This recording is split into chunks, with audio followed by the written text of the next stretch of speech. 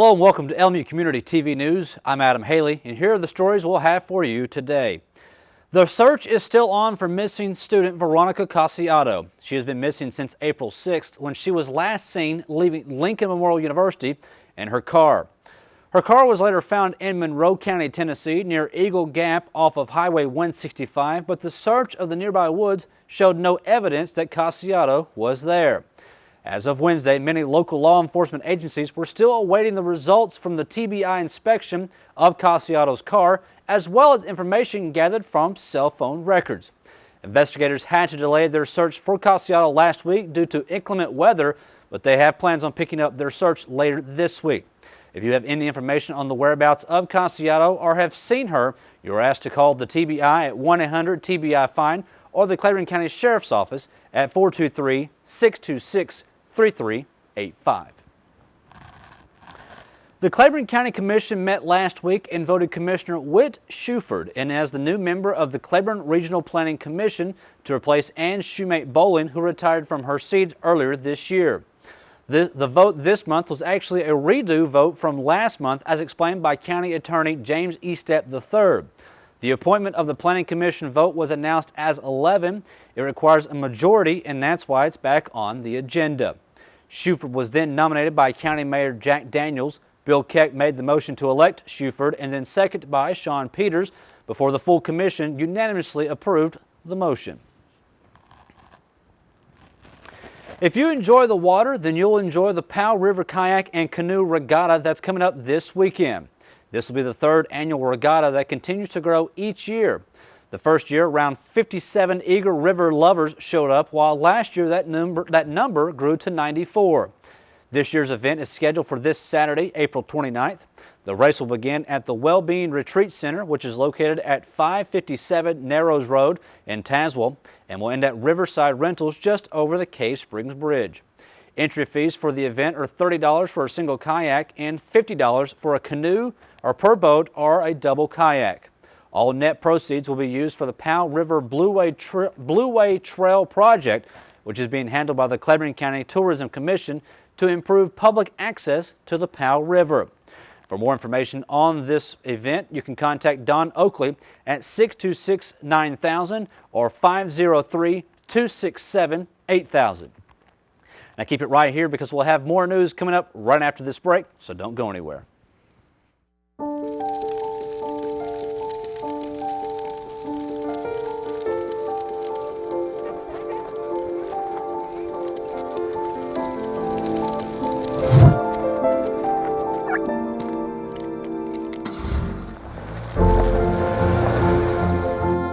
Did you know parking over tall, dry grass can spark a wildfire? Only you can prevent wildfires.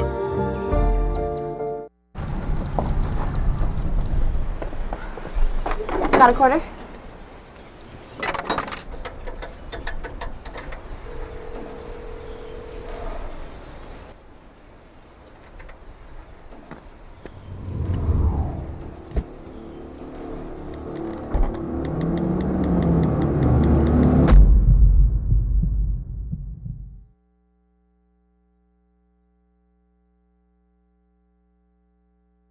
Every time I hear the alarm bell go off in school, I think it's an air raid. A lot of houses in our neighborhood have been destroyed. I like to close my ears and sing songs whenever the bombs come close. I'm worried our new neighbors won't like us. But I know it's all gonna be worth it. I just want my family to be safe. But these are not my words. These are not my words. These are not my words.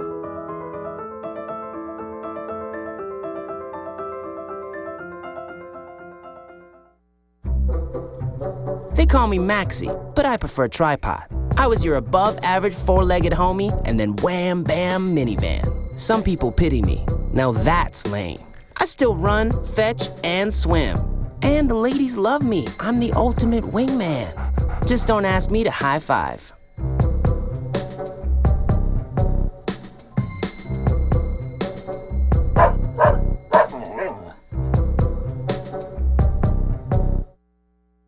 Welcome back. When you think of college spring breaks, your first thought may typically be a week at the beach or backpacking through Europe. For students in the Physician's Assistant program, they see their spring break in a totally different light. They spend their week giving back in ways that some can't even imagine. To tell us more, here are students who experienced an eye-opening spring break. So we took a team of 11 people up to Marion and Wytheville, Virginia. There are 2 free clinics, one the Mel Lehman Free Clinic and the Brock Hughes Medical Center. And the reason I wanted to go on this trip was because I'm from a smaller town, Kingsport, Tennessee, and I wanted to stay local and give back to the people that I will be working with. So it made sense for me. So our role was largely a supportive role.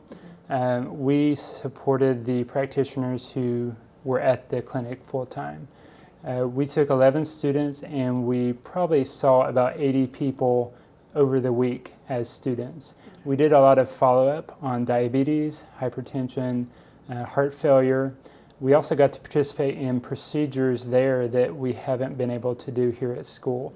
So that was a great way to build our skills and be ready to serve those in the future. Okay. I will definitely plan on doing more of this. I will take a clinical elective to go back to the clinic that we volunteered over the break, and I'll be spending another month with Mr. Harry Howe. I would definitely recommend, if you are interested in PA or DO or MD, that you go to a free clinic, you volunteer, because I think one of the greatest things we took away from this experience was that there are a lot of people who fall in between the cracks of healthcare insurance and financial instability and government programs. And we as practitioners can volunteer our time 4 hours on a Saturday or 4 hours on the evening and really make a difference in a lot of people's lives. And if 1 or 2 people, they just give a little bit of time, it's going to really add up and we can fill in those gaps. I actually traveled to a small village called Rio Viejo in Honduras.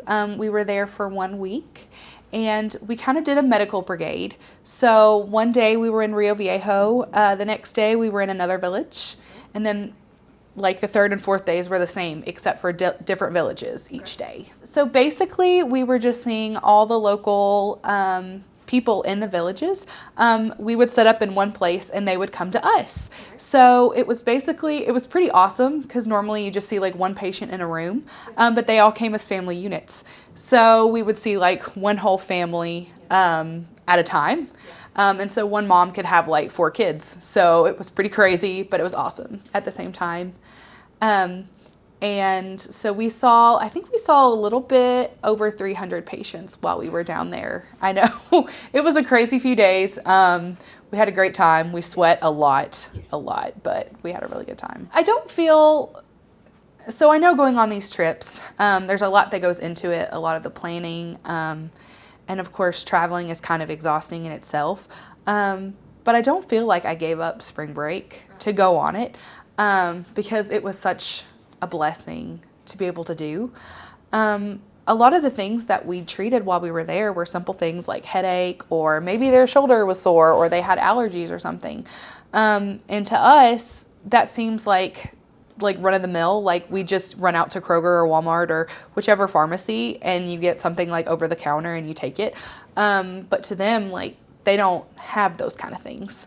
And so to be able to be like a blessing in their life, and it was, reciprocal. So they were like a blessing in ours too. Named after famous celebrity personality Archie Campbell, the RoHo organization has been in operation since 1965 and has been active in Middlesboro ever since. As an offshoot of the Junior Chamber of Commerce, the RoHos are a group of dedicated gentlemen who strive to provide opportunities to local disadvantaged school children. This year marks the 47th annual Fishing Derby and Fundraising Campaign. Held at the Beach Island Resort in Marina in Union County, the tournament will take place on March 6th from 7 a.m. to 8 p.m. and on May 7th from 7 a.m. to 2 p.m. Now, tickets for this are $5 each, or you can purchase 30 tickets for $130. Each contestant is eligible to win door prizes as well as cash prizes. The money raised from ticket sales will go toward an early December Christmas shopping spree for over 370 children at the Middlesboro Walmart. The RoHo Fishing Derby and fundraising campaign is a time-honored tradition for the community, as well as a wonderful chance to give back and help those in need. Now, you can purchase tickets from many places that include the Beach Island Marina, Rigsby's Bait and Tackle, East End Pond, our very own Larry Carter, Hillcrest Lanes, Jim Brown Supply, and as we said, many others. Tickets are also available from any RoHo member. For more information on sponsors, participating schools, and businesses, you can contact the RoHo Charitable Trust Incorporated at 606-248-3047, or you can visit their website at rohofishing.org. The 7th annual Doggy Dash is this weekend, and it is scheduled for Sunday, April 30th at 3 p.m. in the parking lot of Lincoln Memorial University's DeBusk College of Osteopathic Medicine. The Doggy Dash benefits the Claiborne Animal Shelter and is sponsored by the Student Osteopathic Medical Association. The event will feature a cutest and most talented dog contest, face painting, kids activities, and a bake sale. Registration is $20 per runner or walker, and registration begins at 2 p.m. There is no registration fee for dogs and children ages 12 and under. Dogs must be on a leash at all times, and runner or walkers do not have to bring a dog if you would like to participate. Now, when we return from break, we'll let you know about a new gas tax that's coming to Tennessee right here on LMU Community TV News.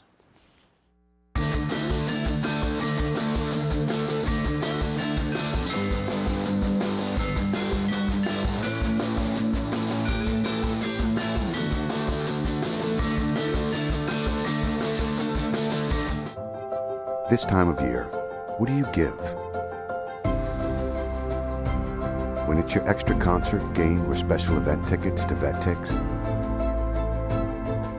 you're giving our nation's service members and veterans an amazing experience they'll cherish forever. Plus, you're helping America's heroes de-stress, decompress, and strengthen family bonds. Your gift will do more and mean more than you can imagine. This holiday season, don't just give the experience, give the memory. VetTix, give something to those who gave. For more information on how you can make a difference right now, go to vettix.org. Daisy is 6 years old, and she is my very best friend. I couldn't live alone without her.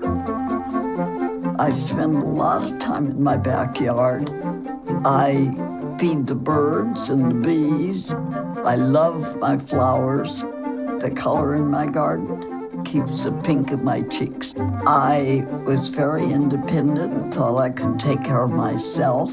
I fell and I had to have Meals on Wheels. I love them. They're my savior. And I look forward to the volunteers because they've all become my friends. My name is Lola Silvestri. America, let's do lunch. 1 in 6 seniors faces the threat of hunger, and millions more live in isolation. Drop off a hot meal and say a quick hello. Volunteer by donating your lunch break at americaletsdolunch.org. Welcome back. On Wednesday, Governor Bill Haslam signed the Improve Act into law. The new law will bring the state of Tennessee its first gas tax hike since the 1980s.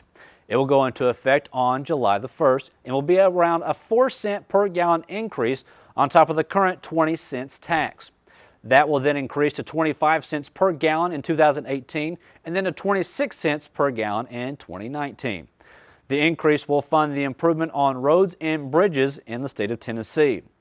The Improve Act will also lower the tax on groceries.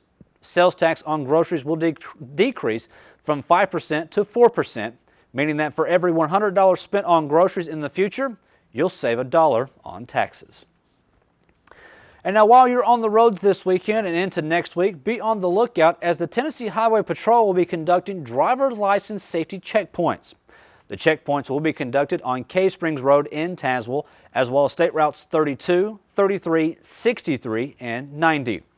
Troopers will concentrate their efforts on vehicles being operated by drivers who would violate the driver's license laws of Tennessee. The THP has found that driver's license roadside safety checkpoints to be an effective means of enforcing driver's license laws of Tennessee while ensuring the protection for all motorists. Now be sure you keep it right here on LMU Community TV News as Brandon Burke will bring you the latest information on the world of sports from on campus and around the region, so don't go anywhere. So we were walking to school. I started thinking about lunch. Mom packed me turkey and cheese. She's I really want smart. cheese pizza. Sometimes her mind wanders. We should have a sleepover. I remember saying, Laura? I think I heard Mom say something. The sign says don't walk. Sometimes it's so overwhelming. I really hope she doesn't have another bad day. I really hope I don't have another bad day at school today. When you can see learning and attention issues from their side, you can be on their side. Go to understood.org, a free online resource with support and tools to help your child thrive. Here we go. We're gonna go out there in the rain. You're gonna get wet. All right, here we go.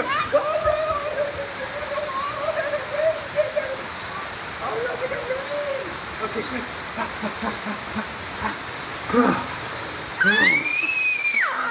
Oh yeah, yes. So much fun. Mwah. Yeah, we're getting so wet.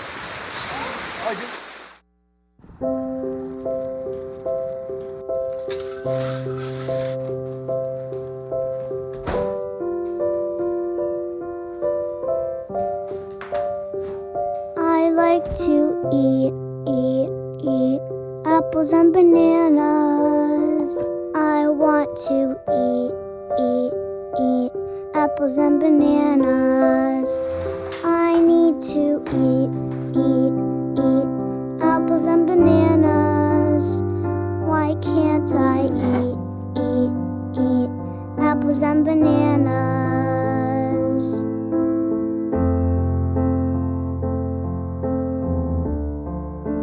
1 in 5 children struggles with hunger in America.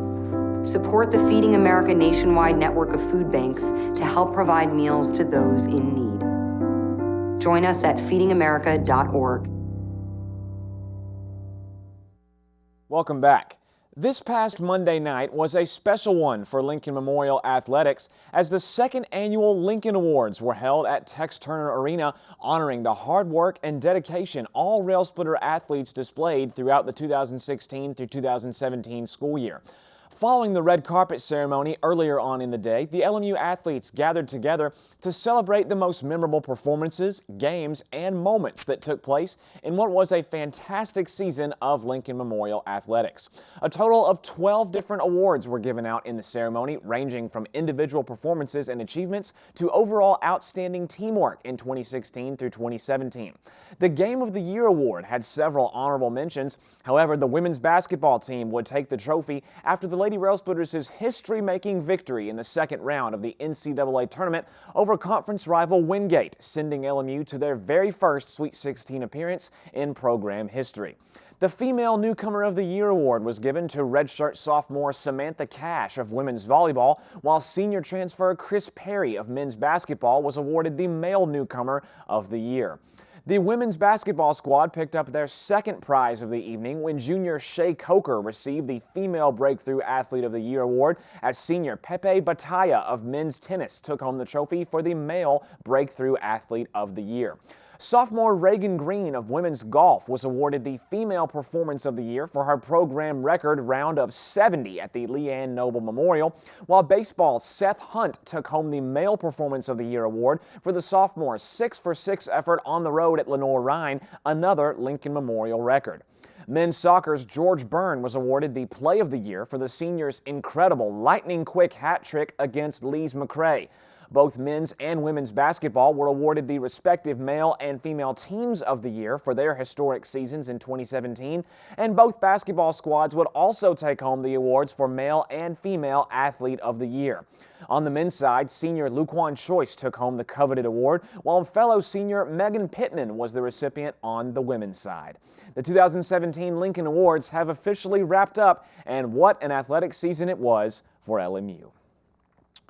Well, the Lincoln Memorial men's lacrosse team saw action in the postseason for the first time in school history on Tuesday evening as the opening round of the 2017 South Atlantic Conference Tournament got underway from Greenville, Tennessee.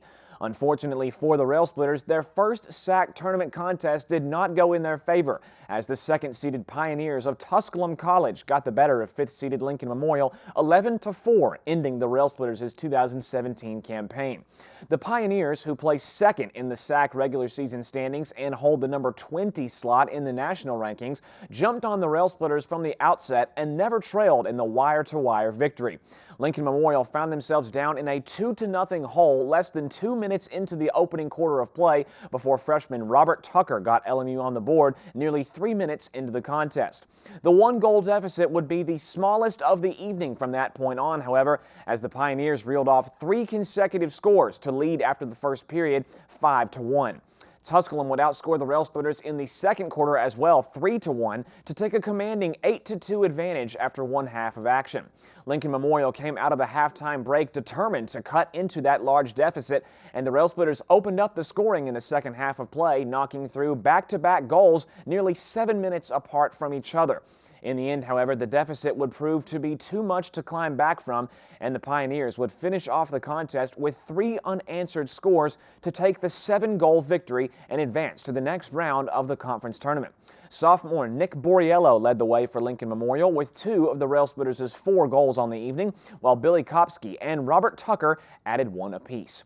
The loss to the Pioneers ends LMU's 2017 campaign as the Rail Splitters achieved an 8-7 overall record in their 3rd season of play, coupled with an even 4-4 mark in South Atlantic Conference matchups. And the 2017 season has now come to an end for Lincoln Memorial's men's golf program as the South Atlantic Conference Championship commenced from Sunday through Tuesday in Salisbury, North Carolina. The Rail Splitters, fresh off of a first-place finish in the Tennessee River Rumble nearly a month ago, were not able to finish as high as they would have liked in the SAC title standings, tying for 6th in the range-shortened event.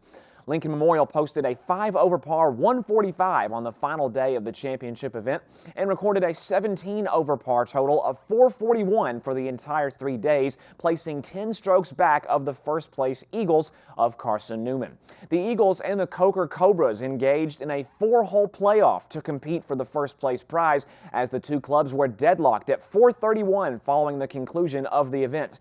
In the end, Carson Newman hoisted the SAC championship trophy while the Cobras fell right behind them in 2nd place. Newberry, Queens, and Tusculum would hold the 3rd, 4th, and 5th place slots in the final standings as the Royals finished just 2 strokes behind the Wolves while the Pioneers placed 3 strokes behind Queens.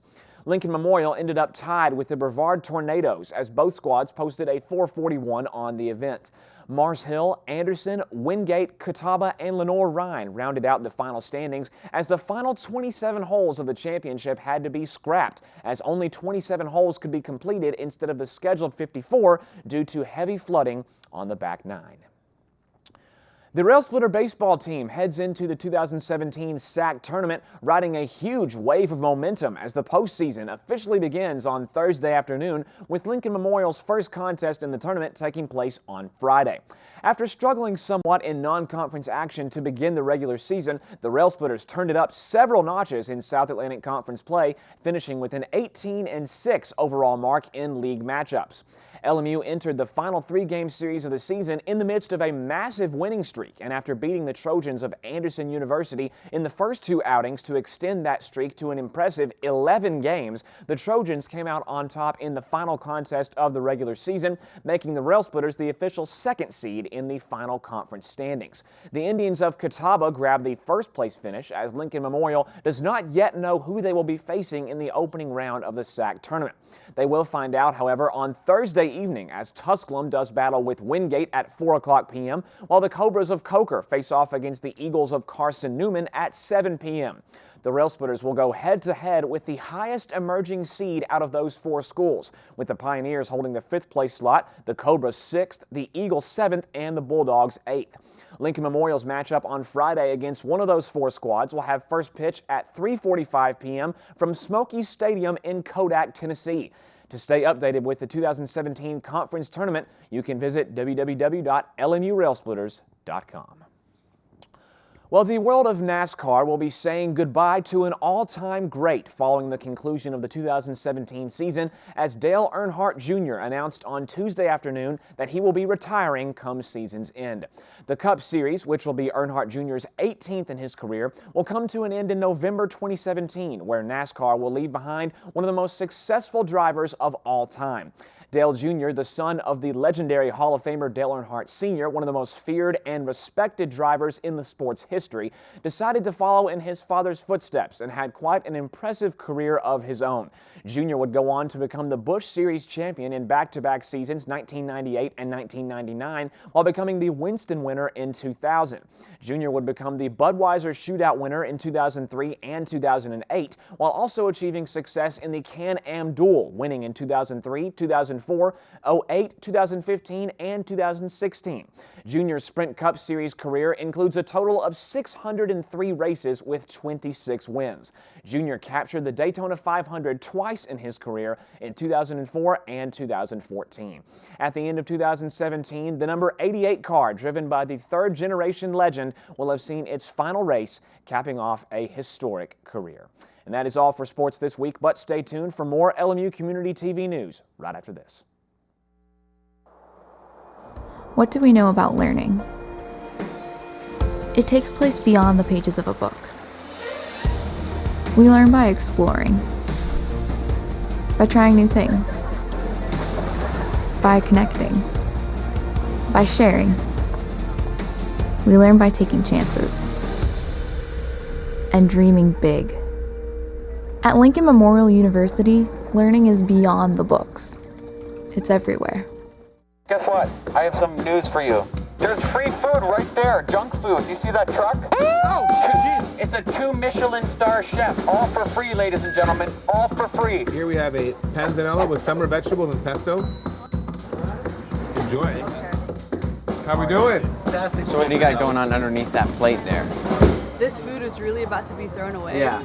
Bro? Is there something wrong with this food? Where did you get it from? From farmers markets. They put aside the ugly vegetables and the ugly fruits. Carrot top, soft avocados. It was all food that was going to be discarded. Even the drink you had is made from like a little bruised peach. Did it taste a little bruised? Great. That was good. The average person throws away 24 pounds of food a month. That's a lot. Isn't that a lot? Go visit savethefood.com for more information. Thank you.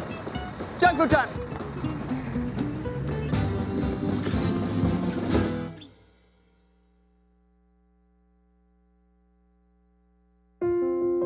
I love taking care of my mom. It wasn't easy at first. She learned how to better communicate her needs. And you learned how to not ignore yours. I discovered how to make healthier meals. And I discovered how much I enjoyed them. Becoming a caregiver is a learning experience for everyone. Find articles, tips, and tools from experts and others who have been in your place. The Caregiving Resource Center at aarp.org/caregiving. And that's going to do it for this week's edition of LMU Community TV News. We want to thank you for joining us today, and we'll see you again on Monday. For everyone here at LMU Community TV, I'm Adam Haley, and once again, you've just heard the news.